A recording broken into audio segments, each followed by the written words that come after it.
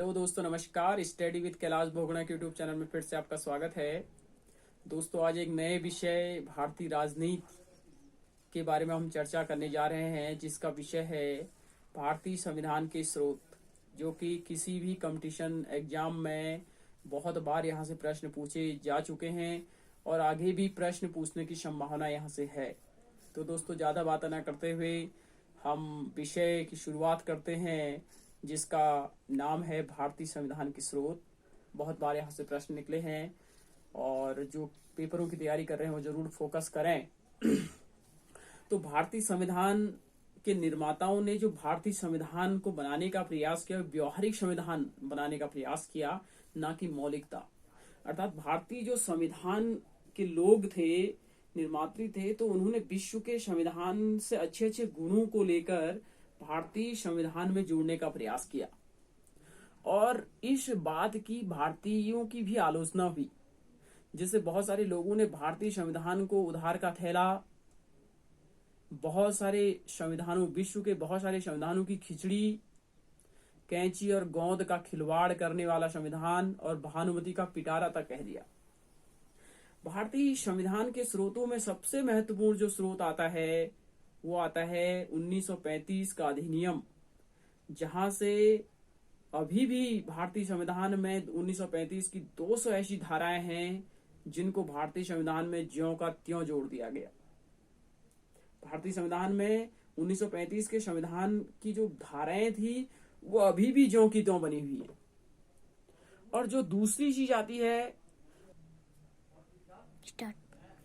अब देखिए, जो ब्रिटेन का संविधान है, ब्रिटेन के संविधान से संसदात्मक शासन प्रणाली और कानून के समक्ष समानता, लॉ ऑफ रूल के बारे में भी चर्चा की गई है।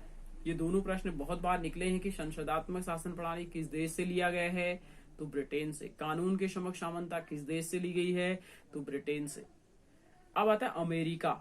अमेरिका के संविधान से भारतीय संविधान को क्या क्या गुण मिले, क्या क्या विशेषताएं मिली, तो उसमें 4 महत्वपूर्ण विशेषताएं आपके दिमाग में होनी चाहिए। पहले, भारत जो प्रस्तावना है ना, जो उद्देशिका है, वो अमेरिका के संविधान से ली गई है ना।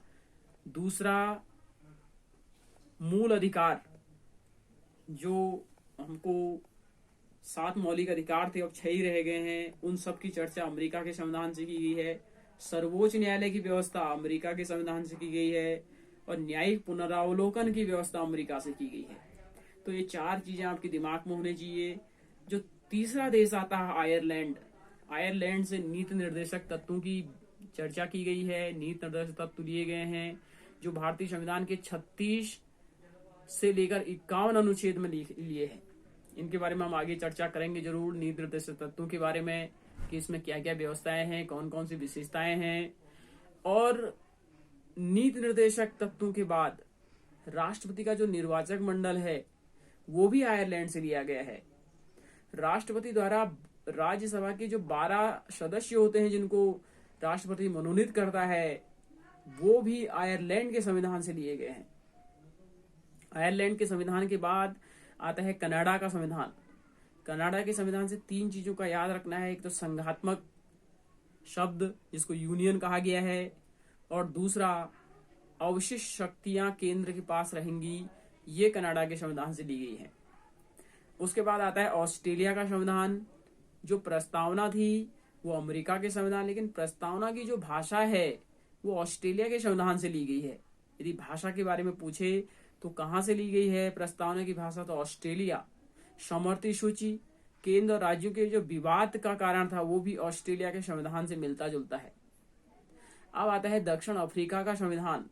दक्षिण अफ्रीका के संविधान से संशोधन की प्रक्रिया ली गई है। भारतीय संविधान में जो संशोधन होते हैं, अनुच्छेद 368 में संशोधन की प्रक्रिया का उल्लेख है।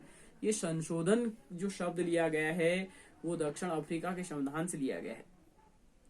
अगला जो संविधान आता है वो जर्मनी का संविधान आता है।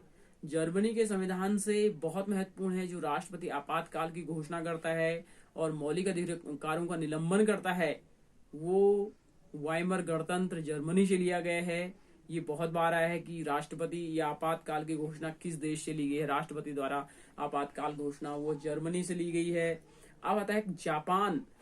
जापान के संविधान से कानून द्वारा स्थापित प्रक्रिया, कानून के समक्ष समान था, rule of the law Britain.